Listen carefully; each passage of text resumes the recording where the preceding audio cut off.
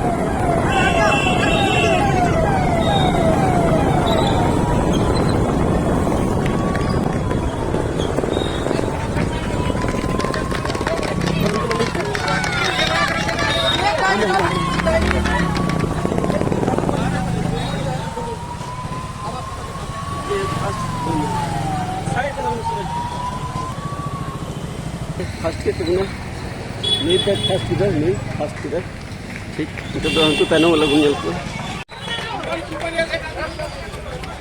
ये second third